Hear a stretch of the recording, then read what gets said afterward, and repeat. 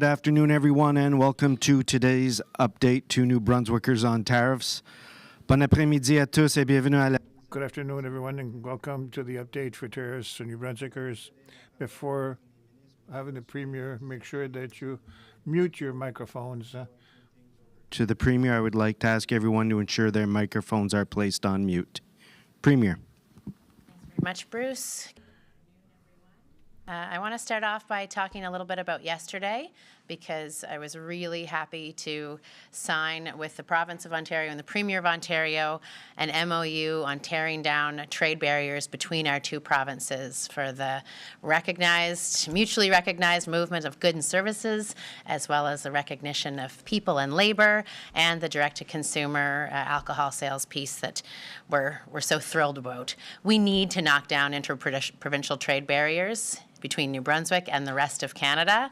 And yesterday we took a step to doing just that with one of the largest markets in Canada, New Brunswick's second biggest trading partner. So j'étais vraiment heureux de joindre. I was really happy to join Premier Ford yesterday to sign a memorandum of understanding. And it's clear that we need to eliminate trade barriers, interprovincial trade barriers. So this work is a major step forward with this agreement with Ontario. It's a large market of 16 million people, 16 million possible clients for the goods and services in New Brunswick, as well as for our workers and for our alcoholic products. Clear sign of a commitment to working together across Canada. Labor mobility is where New Brunswick is leading. The legislation that we tabled in the House has us recognizing any Canadian credential. The minute that you land in this province, you can get to work. That'll help us move projects forward. It'll help businesses save the time and money that they were taking, waiting for the special trades that they needed or otherwise to be able to do the work here. I hear it from, even yesterday, heard from an esthetician's company that said they have to wait ages to get their certification recognized in New Brunswick. Well, when our legislation passes, they will be able to get to work on day one in New Brunswick, which will let our economy move faster. And we're pleased to see a reciprocal agreement provided with the Province of Ontario for labor. And then, of course, we know that Canadians all over want to enjoy New Brunswick's amazing craft alcohol products, and so we're excited that Ontarians will be able to have that access, and in exchange we'll be able to get some of the unique products that they produce there direct to home here in our province. I want to take a minute to talk about the Atlantic Free Trade Zone, because we are still working hard with our partners in Atlantic Canada to work towards a free trade zone in this province. It's something that I hope to have some more news on soon, because the conversations have been continuing with Premier Houston and Premier Lance and Premier Fury. Nous continuons à travailler. We're continuing to work with our partners in Atlantic Canada to create an Atlantic Free Trade Zone here in Canada, Atlantic Canada. So I hope to have good news for you soon, because conversations with Premier Fury and Lance and Premier Houston are continuing. And so we are good neighbors, and I really anticipate to share that we've opened the barriers between our provinces in the coming days. We're really good neighbors. We do a lot of trade with each other, and I'm looking forward to confirming that those trade barriers are coming down between our provinces in the near future. The one other piece that I wanted to raise specifically is that we have been hearing through the team at Opportunities New Brunswick that a number of their clients have been encountering some challenges at the border, because borders have gotten very focused on assessing compliance with the Canada-US-Mexico agreement with CUSMA. And so businesses have to make sure that they can show that they are CUSMA compliant with clarity and all of the paperwork that involves. So to support the businesses that have found that the rigor that's being applied at the border has meant that there's extra things that they need to do. We've had clients that have been dinged. ONB is here to support.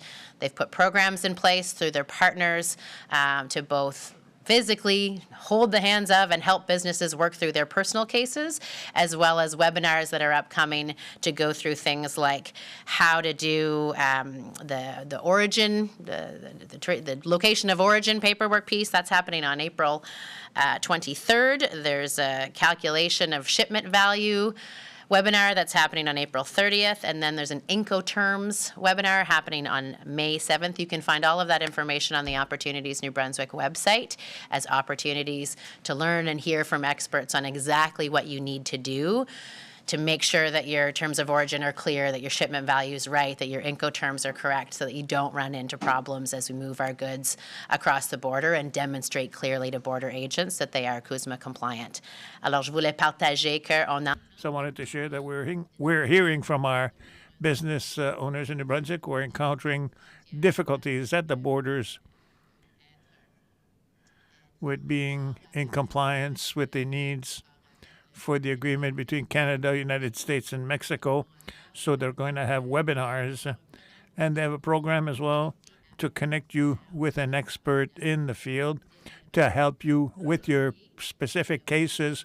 But there are also webinars that are going to happen on April 23rd about the origin of your products, and on the 30th April to calculate the value of your shipments. Expédition. Je regarde Alex et les gens, je dis, je ne sais pas ce qu'est expédition. Export.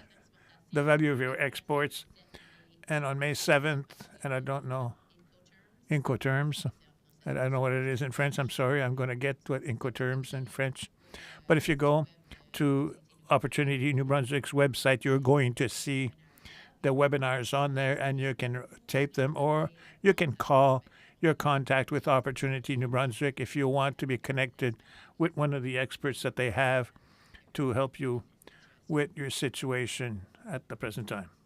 That is all the news on tariffs for this week, so happy to take your questions. Okay, thank you very much, Premier. Merci beaucoup. We'll now proceed with questions from members of the media. We do have a limited time, so each reporter will have one question and a quick follow-up. You have the right to pose your question in the official language of your choice. Just to remind everybody, I will be alternating between members of the media who are present in the room here and those online. Nous allons maintenant procéder. We'll now proceed to questions from the media, and we have limited time for questions. That's why I'm going to ask the press organizations in the room or online. Each one will have a question and a quick follow-up question. You have a right to ask your questions in the language of your choice. Jacques Poitras, CBC. Yesterday, Ontario commits to getting rid of all its exemptions, and New Brunswick commits to working towards, but doesn't commit to getting rid of all of them. Why is that? And why, in particular, the forestry exemption, the requirement that wood on Crown land be processed in New Brunswick? Why are some things off the table, I guess?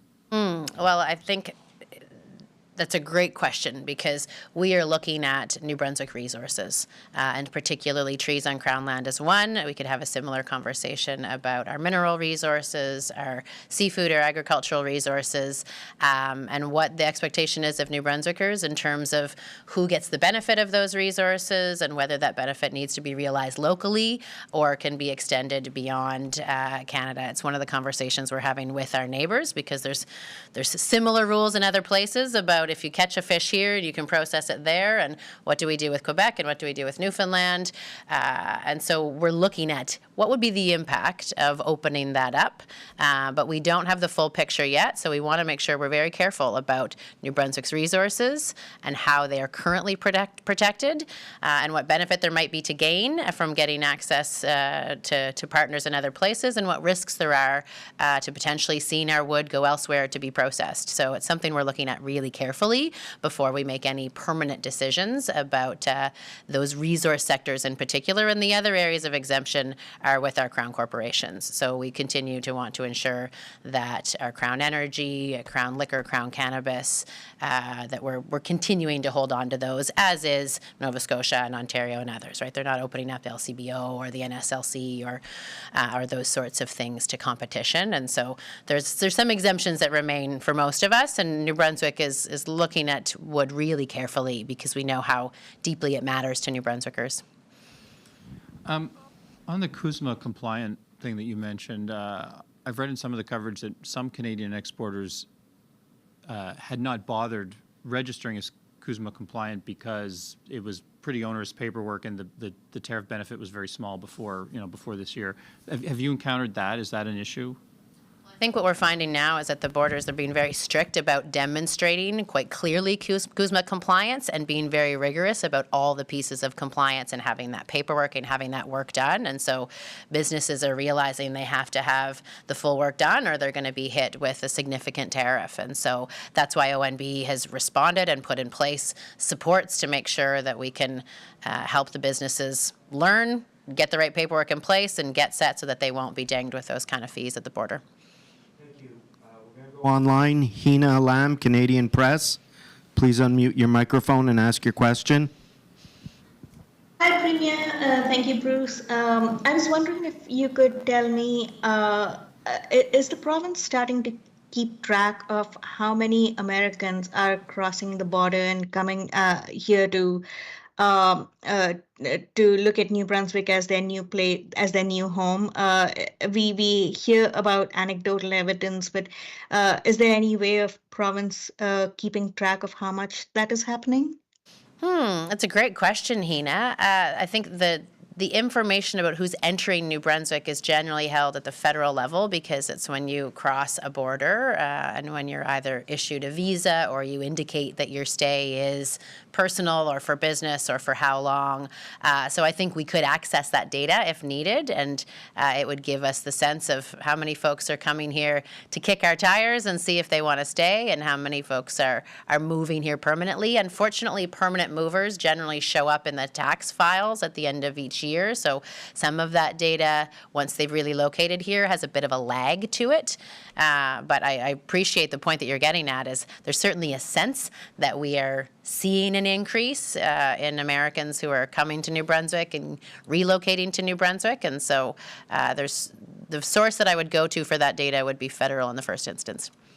Ms. Lam, do you have a follow-up? Okay, and so I was wondering if we are hearing anecdotal evidence of more and more Americans moving here, but then we also we've just seen recent caps on immigration. We've seen people here in New Brunswick having housing troubles, and we are only just now starting to look at housing. Maybe in a few years we'll see a stability in housing with immigration caps and things like that. So what is the government doing then to ensure that the real estate is not taken up by Americans who come here and it is kept for New Brunswickers? How do you ensure that the resources are first for New Brunswickers or Canadians?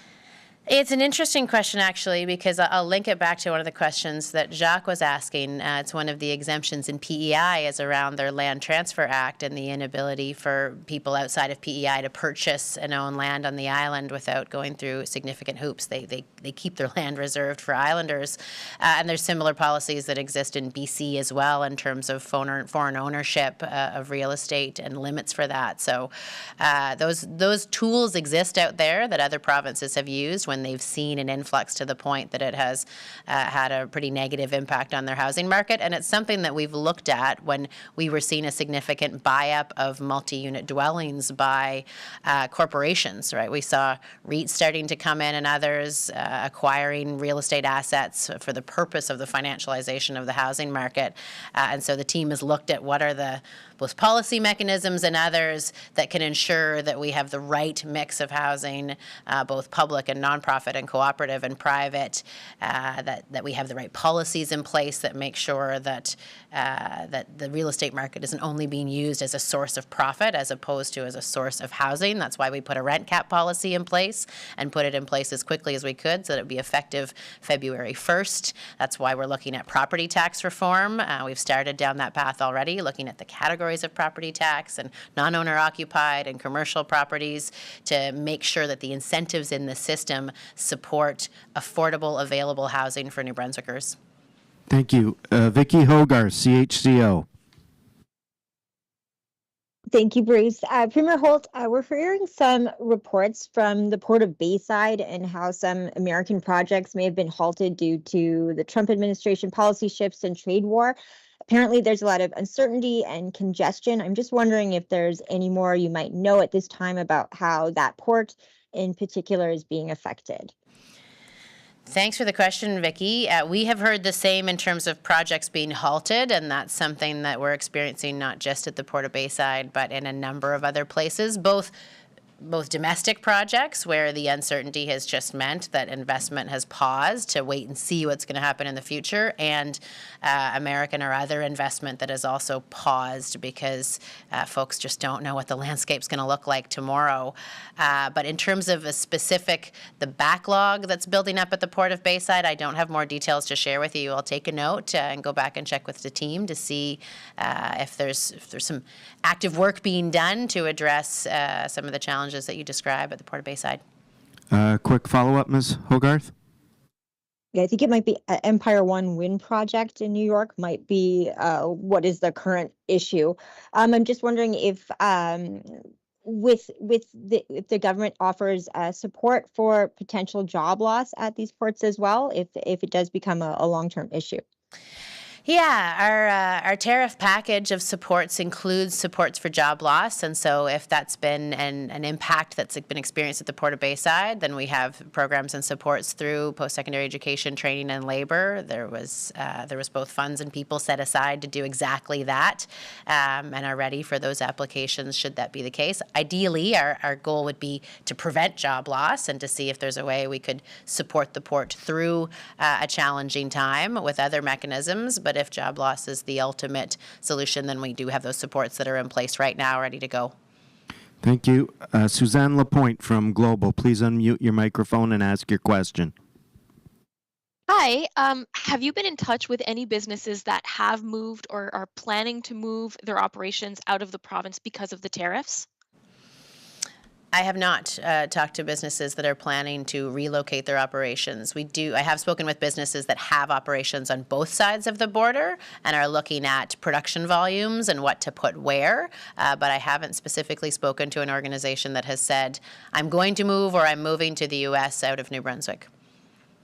Quick follow-up? If that time comes, do you have any incentives that you can offer to try to keep companies from doing this? Because I have heard anecdotally from companies that are considering this.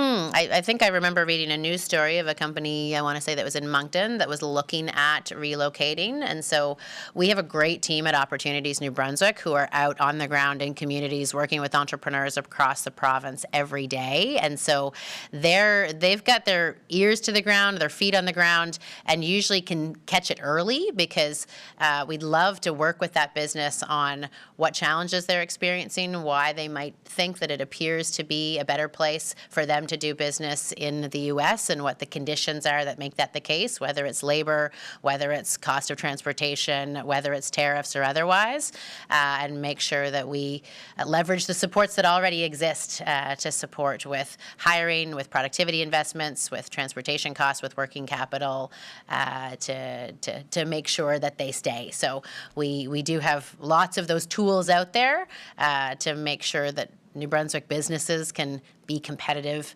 doing business from here at home. Thank you. Jennifer Pritchett, All New Brunswick. Thank you, Bruce. Premier, I wonder if you could touch on the efforts that New Brunswick is making to help New Brunswick companies diversify their markets outside the country.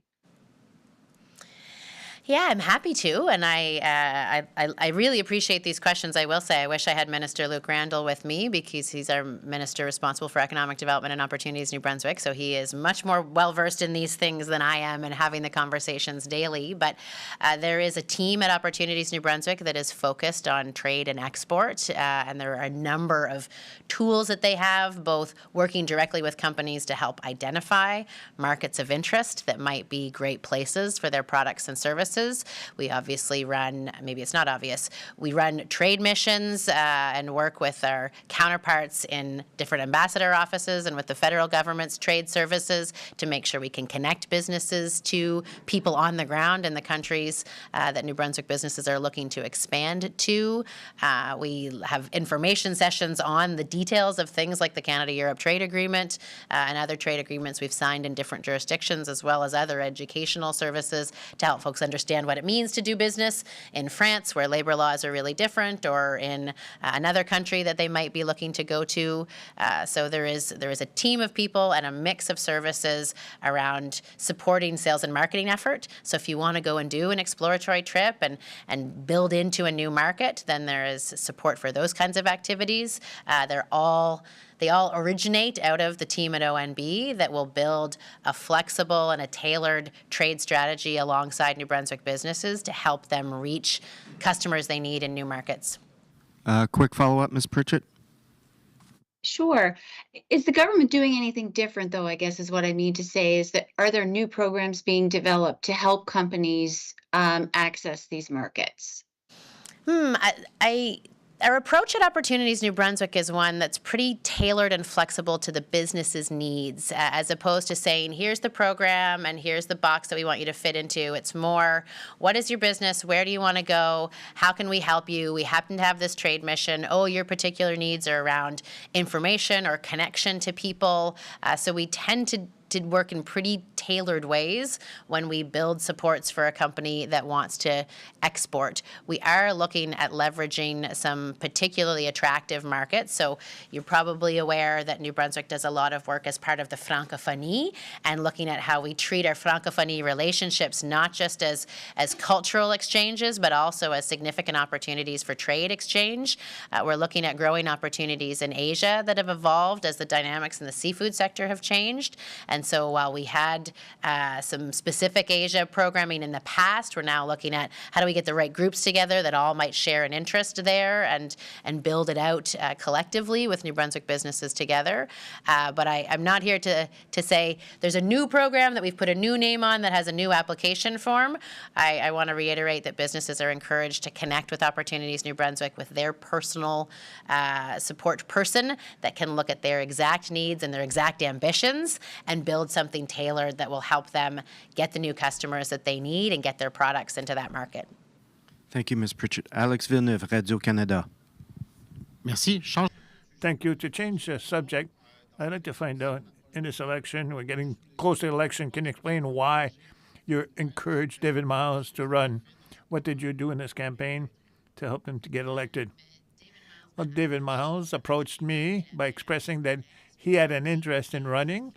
And as somebody that I've known since he's been born, like as a friend, a personal friend, and my family's friend, I encouraged him to run. And I'm going to say that I encourage everybody and anybody to run. I'm going to see a lot of people in politics. I like to see a lot of different names on our ballots. So I thought that David was somebody with a lot of intelligence and community spirit, with the abilities that are needed to be an excellent politician and representative for our riding. So I told him that I'm here to give him advice and to continue our friendship. To do anything to help? My husband is helping in the campaign, and I might knock on doors with him on the weekend. I'm not sure yet. On people who are non-housing, Human Council, we talk about 500 people who are in a situation of chronic, for March, more than 60% with the homeless. So I'd like to know about homelessness in Moncton, what you do this winter. Is there anything that you've done to deal with that? I'm sorry that information is not up in mind. What we did this winter, the team did a lot of work with many communities to help them with places for homeless and funds for community groups that we work that give help on the site. So what we did this winter, I can go get the details because the Minister of Social Development and Mr. Miles went out the office to visit the field with organizations and to ask them what they needed, so that we can bring help to them. But and at this point, I don't have the specific things that we did this winter with the case of Moncton. Thank you. Nick Morrissey, TV. Good afternoon. Looking for, my question is about the Atlantic Canada Free Trade Zone. What are some of the hurdles in place right now in terms of getting to that agreement from the other three provinces that you're talking to on this? Well, I think we each have similar situations in terms of, I think I gave the example of the PEI Lands Act, of the desire to have seafood products processed on Newfoundland, different, tolls on the Cobequid Pass. We each have some different things that we have to work out, whether they're going to be in or whether they're going to be out. Thankfully, we all agree on things like labor mobility. We all agree on the need for goods and services to be able to move freely with consistent, with mutually recognized labeling and inspection. And I think my colleague said it great yesterday, a frozen pizza made in Newfoundland that's good enough for folks in Newfoundland to eat should be a frozen pizza that's good enough for New Brunswickers to purchase and eat without needing a secondary inspection and a different label. So we just need to look at some of those specific nuances to our economies and to the products and the resources that we manage, and figure out what we all agree is in together and out together, and then get everything else harmonized. And my quick follow, we're hearing from residents of Campobello Island who are concerned about the Roosevelt Cottage. They're hearing from the Trump administration that there are going to be cuts to the U.S. Park Service. That funding does come from the Canadian federal government. But what can you say about the level of support that your government would have for the Roosevelt Cottage if there was a cut there? It's a great question, because we have heard those concerns articulated, and I think that they're appropriate concerns. We've seen the U.S. government make significant cuts to a lot of different things, and that's an asset that we have shared as an international treasure. Really, the Roosevelt Cottage represents a lot of history and a big piece of the identity of Campobello, and the reason why folks go there as tourists and take away that it's a really special place. So our government hasn't looked at the question of would we fill the gap if the U.S. pulls their funding. Is the government of New Brunswick or is the government of Canada going to come in and replace all of it? We're hopeful that we can make sure that there's a sustainable path for the management of Roosevelt Cottage, but we haven't gotten down to the dollars and cents of it. Thank you very much. John Chillibeck, Post Media. In the face of the tariffs, Mary Butler, the CEO of New Brunswick Community College, stressed the importance of, making sure New Brunswickers are properly trained and educated. But right after the budget was released, and they had been asking for a significant increase to their operating grant, right after the budget was released, they cut 66 positions. So it's about 6% of their 1,100 staff. Can you speak to that and whether you have concerns about NBCC rolling back on training and job preparation? Well, the cuts that NBCC made to their own staff, I think, is something for Mary to speak to. Those are choices that they made, and is within their freedom to make as the New Brunswick Community College. We have been working pretty closely with both Mary and Pierre and their teams around the supports that the community colleges need, particularly in the face of the immigration changes that came at the federal government level and the impact that that's had on the college's enrollment and their curriculum offers. We've been working with them on infrastructure. We've had a number of infrastructure requests come through for different campuses, different buildings, different needs to make sure that they can continue to operate and offer the excellent education that our community colleges do. But I can't speak to why they chose this position or that position or how they got to that number. We have conversations less about the management of their business and more about the macro policy pieces that the government and the funding envelopes that the government has for post-secondary education. Okay, I understand you might not know the weeds of their budget, but surely, if they've lost a lot of student tuition funding through international students because of the cutbacks from the feds and the international students, they're asking for a much bigger operating grant. Would your government be open to the idea, I guess it's too late this year, but next year, increasing their operating grant such that they can replace those positions that have been eliminated?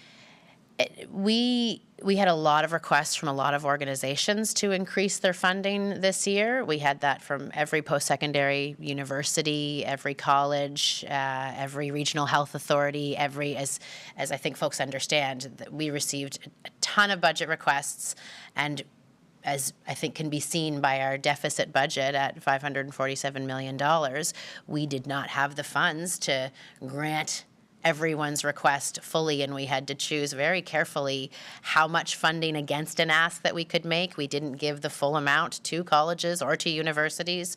There's cuts made in a lot of areas because we're trying to manage a balance of being able to improve healthcare, improve housing. You'll see significant investments in K-12 education that we think sets us up well to have many more folks who are in a great position to go on to college and post-secondary education.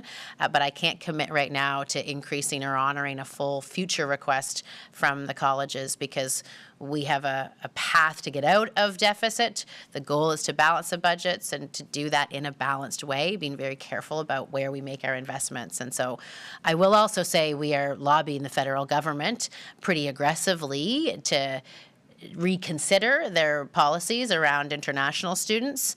New Brunswick is not one of the places that has degree mills or college mills like you might see in other places. We have excellent post-secondary institutions, and then NBCC is a perfect example of that.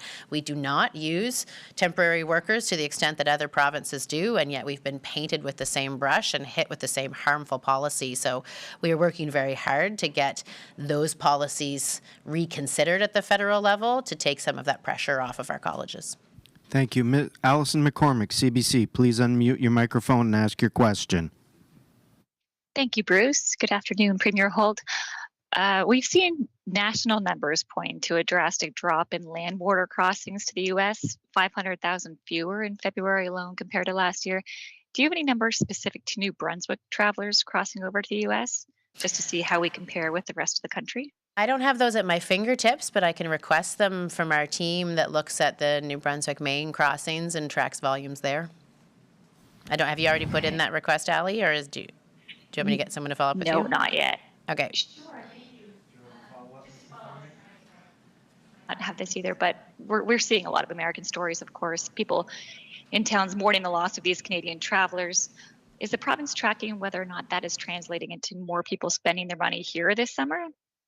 Well, I will say what we are getting back from the tourism department is that bookings are up significantly in New Brunswick, and we're up earlier and filled up faster. So I don't have the place of origin of all of those bookings and whether those are New Brunswickers staying or Americans who are coming or folks from other parts of Canada who have redirected their vacations from the U.S. Over to New Brunswick. But we have seen a significant increase in volume of bookings and speed of bookings into this season. Anna Manding, Global. Hi there. What do you want to hear from the leaders tonight at the debate? Oh, gosh. What we hope to see from all of the leaders is a recognition that Canada is a diverse place and different provinces have different needs. I want to see leaders that recognize that they will need to have policies that are flexible because New Brunswick is a province unlike any other province in Canada. We have a different history, a different background, a different geographic makeup. We have a different population distribution across a number of incredible communities. Nous sommes la seule province bilingue. We have It's the only bilingual province. History and Acadian history and British history, and we have a unique economic makeup. And so that means, as I just gave the example with immigration policy, one size fits all immigration policy does not work, and neither does one size fits all healthcare funding. We want to see the kinds of healthcare funding agreements that recognize the population needs and realities of New Brunswick. We want to see folks who are prepared to support the kind of trade infrastructure, the kind of accelerated and aligned one project, one application, or one permit. I think I've heard multiple leaders talk about that, the need to streamline the process of getting approvals for projects because New Brunswick is moving really aggressively on mineral development, and we want to do that with a federal partner that's in lockstep with us. So I'll be looking for that kind of acknowledgement. Ideally, I'd love to hear them talk about New Brunswick and recognize how unique we are. I'm not sure if our little province will get named or not in these debates, but it should, because there is no other place in Canada like us, and we need our national leaders to understand that beautiful diversity of Canada and what it means for their leadership and their governance of our confederation. And just on a different topic here, some Americans are looking into claiming asylum in Canada due to U.S. policies. What are your thoughts on that, and do you plan to offer any programming for that?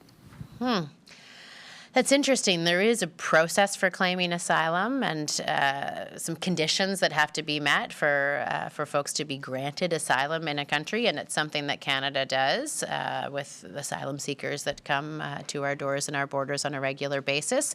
There's just some specific things we're looking to do to attract Americans to New Brunswick. So I think the question had come up at previous tariff updates around healthcare professionals in particular, and are we actively looking to attract healthcare professionals who may have found their funding cut by the federal government or sort of anti-science policies that are moving away from the kind of healthcare that they need to deliver as per their oaths. So we have a team in our healthcare recruitment organization that is going to the U.S. to specific events, to specific places. A number of them, I was told, are happening this week in Washington with the Society for Hospital Medicine, with the American Psychiatric Association, at the Future Conference in Kansas City, at the Anesthesiology Conference in San Antonio, Texas, where we're going to specifically attract the healthcare professionals that we need that may find themselves very uncomfortable in the U.S. right now. But we haven't put a program in place to specifically respond to an asylum request from an American yet. That's sort of the first time I've heard of that kind of claim coming forward. Thank you very much. Merci tout le monde. Can I? Thank you, Anne. The question that Ali was asking, I'll never miss the opportunity to plug that if you haven't made your summer vacation plans yet, then it is a great time to book summer vacation plans in New Brunswick. And Campobello was mentioned. If you haven't seen the Roosevelt Cottage, it might be a great idea to plan a trip to Campobello and experience the uniqueness of that place and the history of the Roosevelt College and the park that is there that we share the governance of, and just encourage New Brunswickers to continue doing what you're doing in terms of buying local and supporting New Brunswick entrepreneurs and products and going to visit corners of our province. If you want a recommendation, reach out. I can tell you where all the good cafes are in any corner of this province. J'apprécie énormément que I really appreciate that New Brunswickers continue to purchase locally and to continue to plan their vacations here in our province, and we encourage you to visit Campobello Island this summer, maybe with your family, or to go visit all the corners of our province, because there are regions that are really interesting and so beautiful in the province. So if you need recommendations as to where, have a coffee anywhere, let me know, and I'll share with you. If you have not been to Café de la Baleine in Belgium, or maybe Café Mustela in Bacaraquette, that you should go and explore as we continue to support New Brunswick and Canada in the face of the ongoing tariff war that we're having with the U.S. Merci beaucoup. Thank you, everyone.